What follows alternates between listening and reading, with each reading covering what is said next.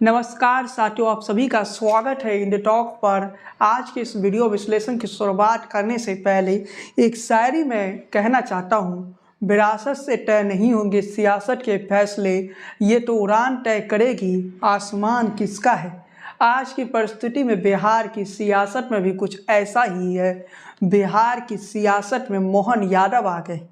मोहन वही जो मध्य प्रदेश के बीजेपी के मुख्यमंत्री हैं और मोहन बिहार आ चुके हैं। बिहार आते ही लालू प्रसाद यादव के जो वोट बैंक है उस वोट बैंक पर वार करना शुरू कर दिया, उस वोट बैंक को तोड़ना शुरू कर दिया। बार लालू प्रसाद यादव ने कहा था यादव फूटे वाला वाह। आज लालू प्रसाद यादव के राज्य में आके मोहन यादव वही करने जा रहे हैं जो लालू प्रसाद यादव कुछ समय पहले कहे थे। यादवों को तोड़ने की प्रयास हो रही है, यादव वोटों को तोड़ने की प्रयास किया जा रहा है। और मैंने जब कहा विरासत से तय नहीं होंगे सियासत के फैसले, ये तो उड़ान तय करेगी आसमान किसका है। अब बीजेपी ने 2024 के लोकसभा चुनाव के लिए किस प्रकार का प्लान तैयार किया है वो मैं आज आपको बताना चाहता हूँ। बीजेपी का मेगा प्लान बिहार को लेकर क्या है, पिछले बार बीजेपी की परिस्थिति क्या थी, पिछले बार एनडीए की परिस्थिति बिहार में क्या थी। पिछले बार एनडीए ने 40 में से 39 सीटों को जीत लिया था, 40 में से 39। इस बार की परिस्थिति क्या है, इस बार की जो परिस्थिति है वो बिल्कुल विपरीत है। इस बार की परिस्थिति बिल्कुल ही अलग है। नीतीश कुमार इंडिया के पक्ष में है। इंटेलिजेंस सर्वे और बीजेपी के उस इंटेलिजेंस सर्वे में ये कहानी है कि बीजेपी चुनाव हारने की स्थिति में है। मतलब बीजेपी बिहार में इलेक्शन हार सकती है। बीजेपी का जो इंटेलिजेंस सर्वे है उसमें से ये पता चला है बीजेपी 10 से 15 सीटें ही जीत सकती है। उसे भारी नुकसान उठाना पड़ सकता है बिहार के अंदर में।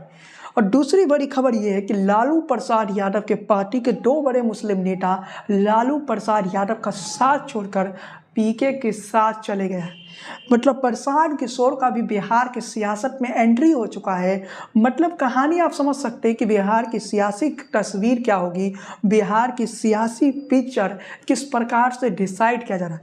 बिहार वो धरती है जहां से जयप्रकाश नारायण ने आंदोलन किया और जयप्रकाश नारायण के आंदोलन से इंदिरा गांधी की सत्ता हिल गई, इंदिरा गांधी की कुर्सी चली गई। वही बिहार है, ये कोई और बिहार नहीं है, ये बिहार वही है।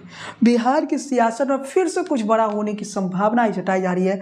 मोहन यादव बिहार आए हैं और मोहन यादव ने जो हमला किया नीतीश और तेजस्वी की सरकार पर, उसमें से कुछ बातें मैं बताता हूँ। उसका पीके के पार्टी में कौन से मुस्लिम नेता गए हैं वो भी मैं आपको मोहन यादव जब ये बोले कि बिहार जब वो आए तो उन्हें ऐसा लगता है कि जैसे उन्हें अपना घर आ गए। मतलब मोहन यादव बिहार के यादवों से कहीं ना कहीं कनेक्ट करने की कोशिश कर रहे हैं। मोहन यादव बिहार के यदुवंशियों को अपने साथ जोड़ने के रणनीति बना चुके हैं। मोहन का ये प्लान क्या है, मोहन यादव के जरिए बीजेपी का जो प्लान है वो भी मैं आपको बताऊंगा। मोहन यादव ने क्या कहा सबसे पहले बताते हैं। भाजपा आज विश्व की सबसे बड़ी पार्टी है। यहाँ के कार्यकर्ताओं को ऐसा प्रशिक्षण मिलता है कि जहाँ राष्ट्रभक्त के रूप में लोकतंत्र को मजबूत करने वाले नेता तैयार होते हैं। मोहन ने इसके आगे क्या कहा, मोहन ने कहा कि भाजपा एक ऐसी पार्टी है जहाँ छोटे से कार्यकर्ता भी कब पीएम और एवं सीएम बन जाए कोई नहीं जानता है। उन्हें बिहार की तारीफ करते हुए कहा कि हम सभी जानते हैं कि 2000-3000 साल पहले ये प्रदेश लोकतंत्र का अनूठा उदाहरण प्रस्तुत करता था। आपातकाल के दौरान बिहार संघर्ष के संक्रांत का देश उदाहरण प्रस्तुत करता है। मोहन यादव ने आगे कहा कि कई राज्य भले ही औद्योगिक क्षेत्र में आगे बढ़ गए लेकिन उस कारखाने की दीवारों में बिहार के लोगों को पसीने संग्रहित होती हैं। सभी राज्यों में सबसे ज़्यादा आईएएस और आईपीएस बिहार से ही निकलता है। मोहन यादव ये भी बताते हैं। इससे पहले बिहार प्रदेश कार्यालय पहुंचे बिहार प्रदेश अध्यक्ष सम्राट चौधरी ने भी स्वागत किया। कहानी को समझिए, पहलू को समझिए। मोहन यादव पटना आते हैं और मैंने उसी दिन जिस दिन मोहन यादव शपथ लेते हैं उसी दिन मैंने एक शॉर्ट वीडियो डाला था और वो शॉर्ट वीडियो फेसबुक पर आपको मिल जाएगा रील के रूप में। उस वीडियो में मैंने कहा था कि मोहन के आने का अर्थ है, मोहन का मुख्यमंत्री बनने का मतलब है कि मोहन का इस्तेमाल उत्तर प्रदेश और बिहार में होगा। मोहन यादव के नाम में यादव था, राजस्थान में भी एक यादव है, बाबा बालकनाथ, लेकिन उन्हें मुख्यमंत्री नहीं बनाया क्योंकि वो योगी बालकनाथ थे। उनसे यादवों में मैसेज नहीं जाता। मोहन यादव में यादव सरनेम है और इस सरनेम के जरिए बीजेपी यादवों को लुभाना चाहती है। बीजेपी के जो रणनीतिकार हैं मोहन यादव को मुख्यमंत्री इसलिए बनाए क्योंकि मोहन यादव के जरिए यादव वोटों को अपनाना था। यादवों का जो आबादी उत्तर प्रदेश बिहार में ही नहीं, दिल्ली, हरियाणा, पंजाब और महाराष्ट्र में भी यादवों की एक बड़ी आबादी है और मध्य प्रदेश में तो है ही। मतलब आप समझ सकते हैं सियासत के इस पहलू को समझ सकते हैं कि सियासत के खेल कैसे होता है, सियासत का खेल किस प्रकार से बीजेपी खेल रही है। सम्राट चौधरी के जरिए बीजेपी ने एक मेगा प्लान बनाया। सम्राट चौधरी के जरिए प्लान क्या है साथियों बताता हूँ। चलिए लवर कुश के वोटर यानी कुशवाहा और कुर्मी को लिया जा रहा है, बीजेपी अपने साथ जोड़ रही है। तो वहीं मोहन यादव के जरिए कृष्ण भक्त यादवों को साथ में जोड़ा जा रहा है और ये कहा जा रहा है कि जो आरजेडी के साथ जाएगा वो कंस के वंशक है। इस प्रकार से बीजेपी के नेता कह रहे हैं। मतलब रणनीति को समझिए कि रणनीति किस प्रकार से बताया जा रहा है कि बिहार में यादवों को श्री कृष्ण भक्त और कंस के रूप में बांटा जा रहा है। ये रणनीति के तहत बीजेपी काम कर रही है। लेकिन ये अलग बात है कि जो बीजेपी का प्लानिंग है, मेगा बड़ा प्लानिंग है बीजेपी का।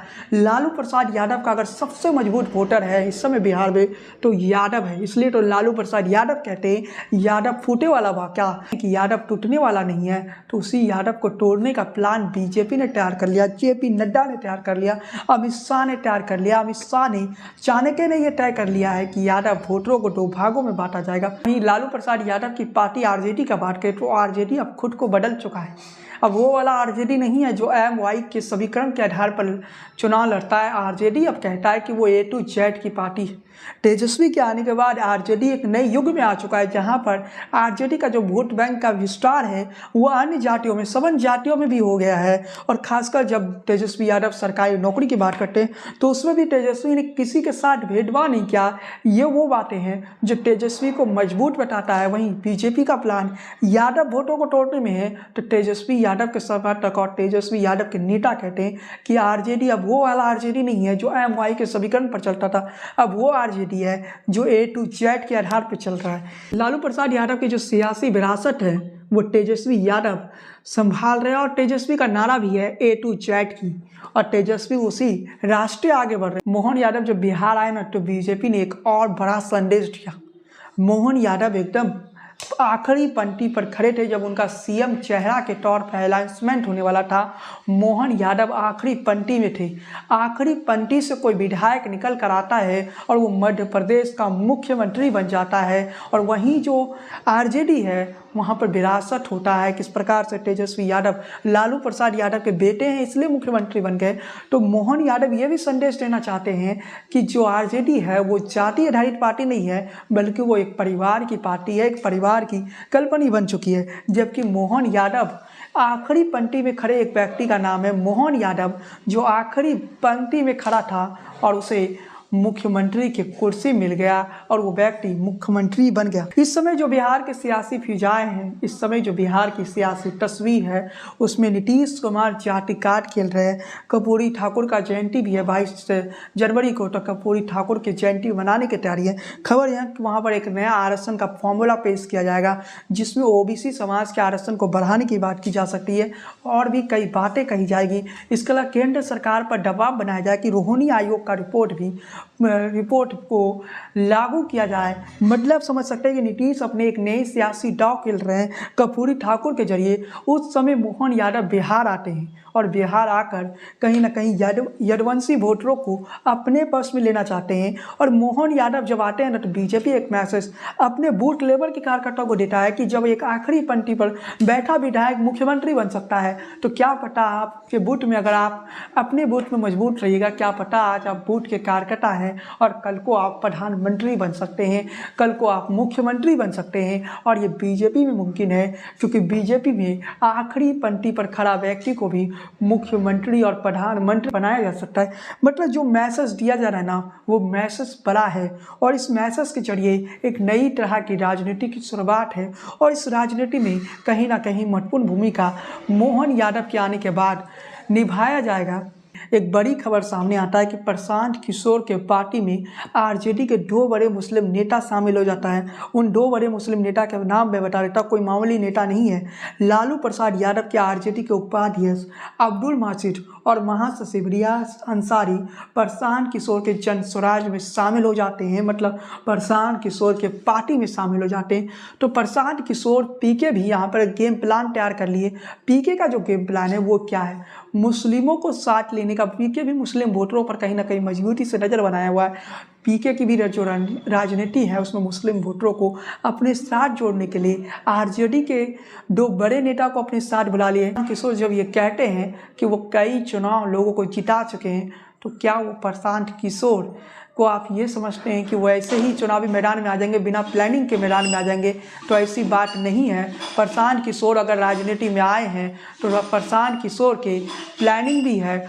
जब सियासी तस्वीर को आप समझिएगा, ये सियासत के जो तस्वीर है, सियासत के जो कहानियां हैं, इन कहानियों को जब आप समझेंगे तो समझ पाइएगा कि बिहार की सियासत की जो तस्वीर है इतना आसान नहीं है। बिहार की सियासत में जो बातें आपको लग रहा है प्रशांत किशोर अगर आ रहे हैं तो प्रशांत किशोर किसको नुकसान करवाएंगे?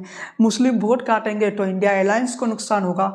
अगर प्रशांत किशोर हिंदू वोट काटते हैं तो बीजेपी को नुकसान होगा। खैर, प्रशांत किशोर के बारे में जो इस समय चर्चा के बाजार गर्म है कि प्रशांत किशोर को बीजेपी ने ही खड़ा किया है और बीजेपी के वो टीम में है, बीजेपी के बी टीम है प्रशांत किशोर। ऐसी बातें कही जा रही हैं कि प्रशांत किशोर ने इस बात का खंडन किया और प्रशांत किशोर नीतीश के साथ भी थे। और प्रशांत किशोर जब नीतीश के साथ थे तो उनका सपना पटना में उसी मुख्यमंत्री दफ्तर की तरफ लग गया था जहाँ नीतीश कुमार बैठे थे, जिसका नीतीश कुमार ने साइडलाइन किया। अब अपनी पार्टी जन स्वराज बना रहे हैं और जन स्वराज क्या करता है ये देखना पड़ेगा। लेकिन इतना बता सकता हूँ कि जन स्वराज को आप हल्के में मत लीजिए।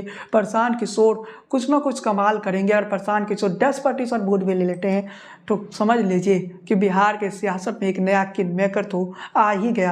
आज के इस वीडियो विश्लेषण को यहीं समाप्त करते हैं। उससे पहले 2024 के चुनाव पर सबसे विश्वसनीय पुस्तक के बारे में बता देते हैं। 24 की रणभूमि, जो कि 2024 के चुनाव का सबसे विश्वसनीय पुस्तक है। अभी खास ऑफर चल रहा है, डिस्काउंट ऑफर चल रहा है। मात्र 167 रुपये में ये बुक आप ऑर्डर कर सकते हैं। अमेजोन से सर्च करना होगा शशिकांत कुमार, फ्लिपकार्ट पर जाना होगा, वहाँ पर सर्च कीजिए शशिकांत कुमार और इस बुक को ऑर्डर कर लीजिए और इस बुक को जरूर पढ़िए, क्योंकि इस बुक में लिखे कई बातें अब सच हो चुकी है 2024 के लोकसभा चुनाव पर।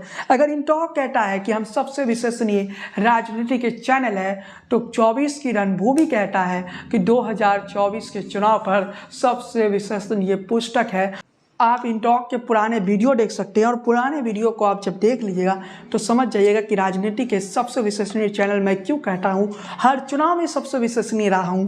तो इसलिए मैं कहता हूं कि मेरा पुस्तक को भी पढ़िए। ये राजनीति के सबसे विश्वसनीय बुक है और 2024 के चुनाव पर इससे विश्वसनीय पुस्तक आपको कोई नहीं मिलेगा। तो जरूर पुस्तक को पढ़िए। लेकिन इसके साथ आज के इस वीडियो में बस इतना ही। चैनल पर पहली बार आए तो सब्सक्राइब वाला बटन दबा दीजिए, बेल आइकन की घंटी को बजाना बिल्कुल न भूलें।